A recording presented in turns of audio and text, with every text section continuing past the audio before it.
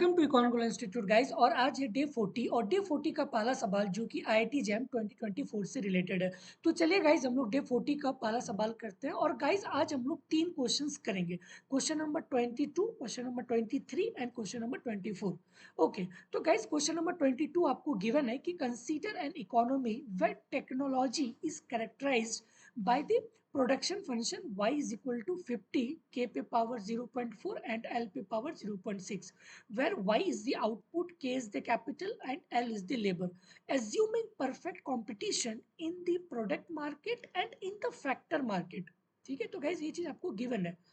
Okay, तो आपको यहाँ पे पूछा गया है कि the share of total income paid to labour is equal to what. ठीक है, तो गाइज अगर आप इस प्रोडक्शन फंक्शंस को देखें तो ये आपको क्या है, general form of Cobb Douglas.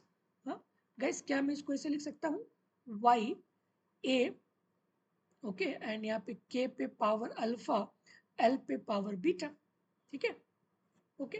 और गाइज हम लोग एक चीज जानते हैं, प्रोडक्शन फंक्शंस अगर वो कॉप डगलस हो तो यहाँ पे अल्फा और बीटा का मीनिंग क्या होता है। हाँ, ये जो अल्फा है ना, ये बेसिकली रिप्रेजेंट कर रहा है कि share of total income, share of total income paid to capital. Similarly beta, beta यहाँ पे क्या रिप्रेजेंट कर रहा है, share of total income paid to labour. Okay, तो गाइस यहाँ पे आपको क्या पूछा गया है कि share of total income paid to labour. तो गाइस लेबर का ये पावर क्या है, 0.6। और गाइस अभी हम लोगों ने जस्ट सीखा कि ये जो पावर होता है, ये जो पावर होता है वही उसका क्या होता है, शेयर होता है ऑफ इनकम। ठीक है, तो यहाँ पे क्या होगा 0.6। क्यों? क्योंकि आपको यहाँ पे लेबर पूछा गया। अगर गाइस इसी क्वेश्चन में अगर आपको कैपिटल पूछा जाता, ठीक है, अगर कैपिटल पूछा जाता तो क्या होता, 0.4, क्योंकि जो कैपिटल का जो पावर है वो 0.4 होता है और वही क्या होता है, total share of income to capital. Okay, done. तो गाइज मैं यहाँ चीज आपको एज ए रिटन फॉर्मेट में मैं आपको यहाँ पे दिया हूँ कि the exponent of K capital is 0.4 which means the share of total income paid to capital is 0.4। Similarly the exponent of capital, ये जो L के पावर अगर यहाँ पे कुछ भी रहे, यहाँ पे 0.6 था, तो ये जो 0.6 है ना, वही इसका क्या होता है, share of total income paid to labour is 0.6। ठीक है, तो गाइस अब से याद रखना है, अगर अगर वो फंक्शंस कॉप डगलस रहे तो उसका जो पावर होता है ना, वही उसका total income means the share of total income paid to labour या फिर कैपिटल होता है। ठीक है, okay guys, move to question number 23। और आपको गिवन है कि in a two player game player one can choose either U और डी। तो ये आपका प्लेयर वन है और ये आपका प्लेयर टू है। ठीक है, player two can choose either L और R as strategies. Let C be a real number such that C is greater than 0 and less than 1। ठीक है, तो सी एक कोई वैल्यू है जो 0 से बड़ा है और 1 से छोटा है। Okay, and if the pay of matrix is given, और गाइज ये आपको पे ऑफ मैट्रिक्स गिवन है, then the number of pure strategy Nash equilibrium in the gap equal what, 1 2 3 and 4। तो गाइज यहाँ पे आपको पूछा क्या गया है कि प्योर स्ट्रैटेजी नैश इक्विलिब्रियम। ठीक है, pure strategy Nash equilibrium. Okay guys, पहले जो है ना, जो हम लोग एज यूजुअल जो हम लोग नैश इक्विलिब्रियम फाइंडिंग मेथड्स जानते हैं ना, पहले हम लोग उसी से निकालते हैं। ओके, तो गाइज लेट्स सी कि प्लेयर वन अगर यू चूज करता है, so what will be the best for the player two. Player 2 will choose what? Player 2 will choose 0. If the player 2 will choose L, what will be the best strategy for the player 1? 0 या minus C? Guys, obviously minus 0 ना, ठीक है? Okay. If the player D, sorry, if the player 1 choose D, what will be the best strategy for the player 2? 0 या फिर 1 minus C?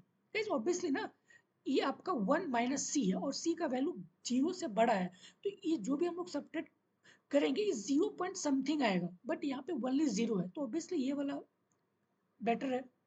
So if player 2 choose R, so what will be the better strategies for the player 1 minus C या फिर 1 minus C, obviously 1 minus C, obviously 1 minus C. Done. तो guys इसका कितना Nash equilibrium हुआ, एक यहाँ पे और एक यहाँ पे, तो इसका टोटल जो है आपका 2 नैश इक्विलिब्रियम हुआ। ठीक है गाइस, नैश इक्विलिब्रियम क्या होता है? Nash equilibrium is a strategy profile where no player has an incentive to deviate from their current strategy. Okay, so guys that is Nash equilibrium ना। तो अगर यहाँ पे आप देख लो तो ये गाइस यहाँ से डेविएट ही नहीं होगा। ठीक है, तो ही इसका क्या है, नैश इक्विलिब्रियम है। उसी तरह से सिमिलरली इसका डन। मैं इसको गाइस एक बार फिर से बताता हूँ ताकि पूरा क्लियर हो जाए। ठीक है, मैं यहाँ पे रेड पेन यूज कर रहा हूँ। ओके गाइस, ये आपका क्या था, प्लेयर 1 था, ये आपका प्लेयर 2 था। ठीक है, तो मैंने आपको जस्ट इतना ही बोला कि अगर प्लेयर 1 यू चूज किया, गाइस ये जो है ना ये वाला प्लेयर 1 का पे ऑफ है। मैं यहाँ पे लिख देता हूँ। ठीक है, ये आपका प्लेयर 1 का पे ऑफ है और ये वाला आपका प्लेयर 2 का पे ऑफ है। ठीक है, ये वाला आपका प्लेयर 2 का पे ऑफ है। डन।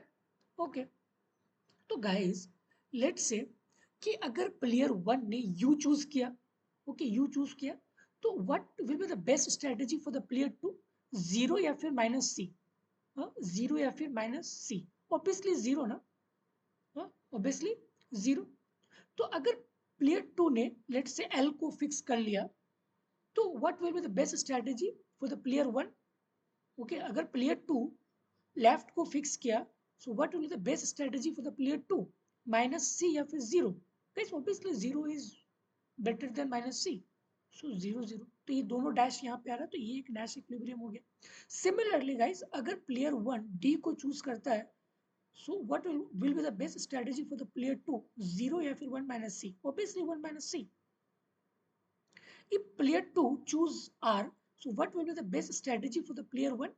Minus c या फिर 1 minus c? Obviously 1 minus c. तो ये आपका ये हो गया। तो टोटल कितना हुआ? 2 ना। ठीक है, टोटल 2।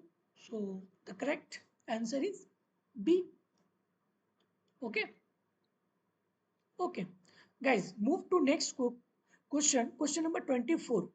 ठीक है, तो क्वेश्चन नंबर 24 में आपको गिवन है कि the Rangarajan panel on 4th June 1993 submitted recommendation related to BOP, okay, balance of payment. Which one of the following was not a part of panel recommendation?